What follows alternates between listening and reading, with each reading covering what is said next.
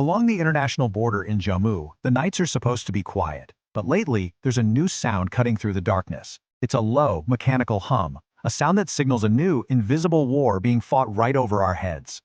And this sound, it's more than just a noise. It's a sign of a huge tactical shift in a very old conflict. That quiet buzz means a high-stakes payload is slicing through the night, totally unseen. This isn't science fiction. This is the reality of border security right now. So to really understand what's at stake, let's go back to a specific moment. It's the pre-dawn hours of February 14th, 2026. While most of the region is asleep, a joint team from the Border Security Force and the Jammu and Kashmir Police are on a mission. They're in the farmlands of the Reshaping sector, and they're closing in on something big. And this is what they found. Not weapons, not infiltrators, but something that funds both. About 6.5 kilos of high-grade heroin. And the street value? A mind-boggling 400 million rupees. This is way more than just a drug bust. It's a major hit against the financial engine of a much bigger shadow war. So how'd they find it? Well, the whole operation focused on this one village, Nai Basti Karotana, thanks to some very specific intel about drone activity. But see, the smugglers chose this spot for a reason. In February, the mustard and wheat crops are tall, creating this dense, natural cover. It's the perfect place to hide a drop package and an absolute nightmare for security forces to search on the ground.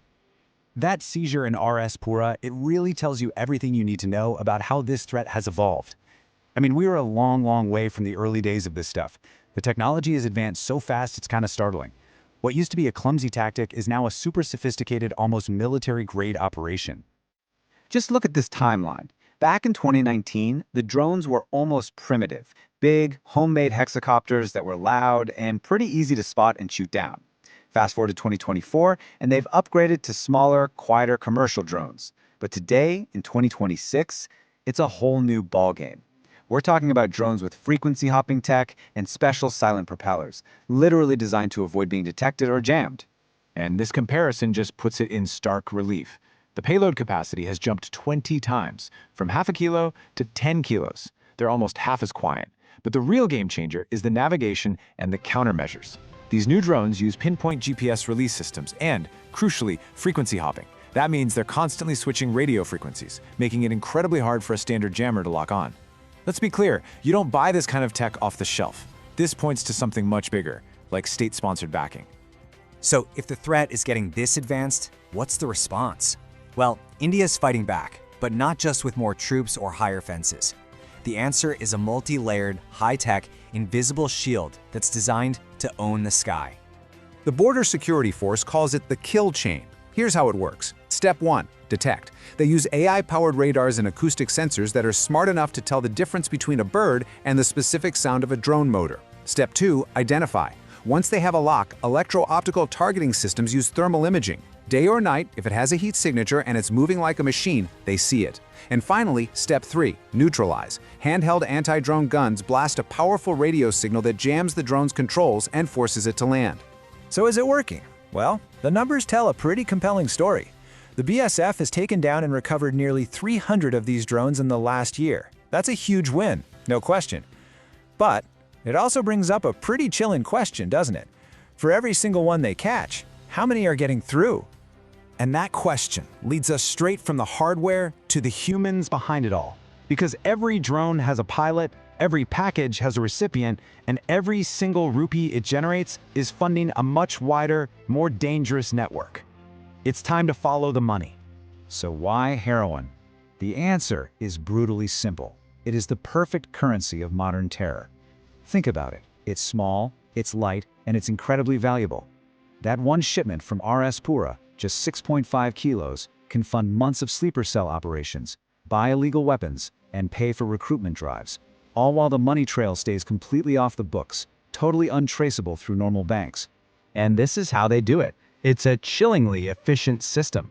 It all starts with a handler in Pakistan programming the flight path. The drone slips across the border through a pre-planned gap in surveillance. Then, the exact GPS coordinates for the drop get sent over encrypted apps like Signal or Telegram. On the Indian side, local couriers, guys like Jatin and Danish Dogra from what's called the Kathua Connection, are just waiting to pick it up, all while talking to their handlers on untraceable internet calls. It's decentralized, it's resilient, and it's brutally effective. So when you zoom out from these individual busts, from the tech and the arrests, you start to see the bigger picture. This isn't just about crime. This is a new kind of warfare, being fought meticulously at an altitude of just 400 feet. Strategists have a name for this: gray zone warfare. The goal is to poke, to provoke, to destabilize your enemy without ever doing something big enough to trigger an actual military response. It's death by 1,000 cuts.